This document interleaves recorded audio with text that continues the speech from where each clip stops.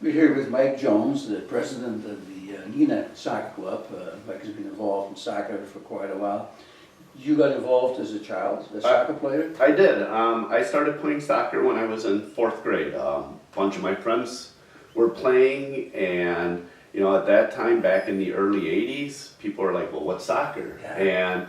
And we would play it out at recess on the playground and everything, and I begged my parents to sign me up and everything, and it was interesting because when sign-ups happened at that time, especially for what was called classic or competitive soccer, you just signed up and you were placed on a team. Right. There were really no tryouts, and I'm like, oh, Dad, come on, sign me up for that because that's where all my friends play. I don't know anybody on the recreational side. He's like, no, let's sign you up for rec first and see how this goes, and then we'll go down there. So yeah, I mean, my first year playing, like I said, 4th grade on a recreational team, and ever since then, I've just fell in love with the game. Fantastic.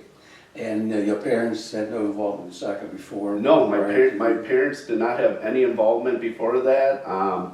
My dad helped out with the old Upper Midwest Soccer Classic tournament and everything, so he was on that board for a while, and once I showed an interest in something, my parents then would show an interest and would get involved. So that was great to have my parents be able to back me. So it was networking on all levels. You were 4th grade, got recruited sort of by your buddies. Yep. And then I asked some buddies to play with me the following year, and we all got on the same recreational team, which was fun. So yeah. So then, when you were not done playing yet, but you got involved somehow with the refereeing and organizing. Yeah, in 7th grade, my mom knew Jim Patterson, who at that time was big referee assigner, instructor. Man, yes. Yeah, I mean, great guy, and she knew him, and he's like, hey, Mike could become a referee. Yeah. And so I remember my dad, driving me down to UW Oshkosh, like pretty much every Saturday morning from 8 to noon, and taking the course down there. And it was, for at that time being in 7th grade, it was like, wow, this is pretty intense and everything. But then once I got my license and became a certified referee, you go out and do a game, and hey, I made $10 and everything. So that was the fun part. And so I think that was like 1986, 87 that I became a referee, and have been refereeing ever since then. I've met some great people along the way. So. That's a nice part about the soccer too. It makes you great friends. Oh, yeah, and not just in this community, but around the state and even the Midwest and everything. I have so many friends around the state that I would have never met if it wasn't for soccer. But you felt you could do more than just take something out of soccer, and you put a lot into it yourself. You gave a lot to soccer. How did that happen? How did you get involved in running the referee association? I remember Ed Wasco calling me up one day and saying, hey Mike, I'm going to retire. You've been a ref now for a while. Would you like to take over? At that time it was just the assigning portion for the McDonald's tournament, which is now the Flatgrass tournament. And here I was, probably in my early 20s, and I was like, assigning? What's assigning? And everything. And so he got me into the assigning, which has been great because I have been doing assigning ever since then. And I started off just doing like I said, the Flatgrass tournament, and then also the Upper Midwest tournament. And then the club had their own assigner at the time. And over the years, I would just do the tournaments and everything, and then the club finally asked me, hey, would you like to be our full-time, referee assigner? And that started, I think, in 2010. So, and I'm like, okay, sure, I'll do that. And, started assigning referees for the club, would attend a few board meetings here or there. And at that time, I had 2 daughters. One, hadn't even started playing yet when I took over the refereeing spot, assigning spot for the club, and just became more involved in the club and everything. And Marty Cohn got me more involved on the board and everything. And that, when she retired, me and her talked about if I would be the right person to take over the club as club president from her. I mean, I thank her for everything that she's done over the years. I know it was some big shoes to fill, and Yes. and we sat down, we had some nice talks, and I said, yeah, let's take this next leap and jump into more of a club administrator role and everything. So it just, like I said, soccer's been a part of my life since the early 80s, and I just want to keep giving back to it, even after when my kids are done playing. Well, we're glad to hear that. Obviously, you have some great organizational talents, and if you wouldn't have done it for soccer, you would have done somewhere else. Sure. You're happy you put all that effort Yeah. into soccer. Thank you. And so, yeah, I've seen you around at soccer tournaments and getting games.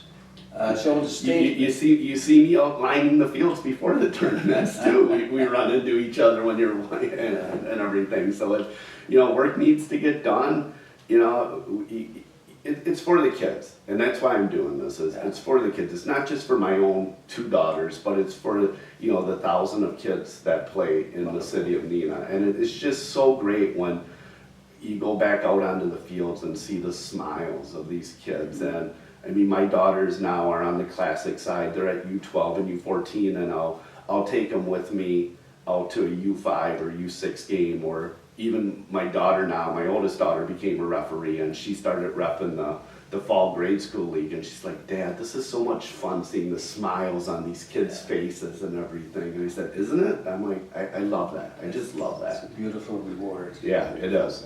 And obviously, your spouse is very supportive. Oh, You yeah. have to have. I always joke with the guys in the soccer community, happy wife, happy life. And I said, I'm very thankful that Sue, I wouldn't say allows me, but knows my passion for the game and my passion for the sport and supports me in what I do. That's awesome. Yeah, if it wasn't for guys like you, we would have never gone anywhere, because we've tried soccer for years, and I wouldn't say me, but people have tried to get soccer going, but it was always in the ethnic groups, and Yep. they socialized together, they played cards at night, they played soccer in the Yep. afternoon. And that changed back in the 70s and 80s, and thanks for people like you. Thank you. As far as playing soccer, do you still play as an adult? Or? I really don't.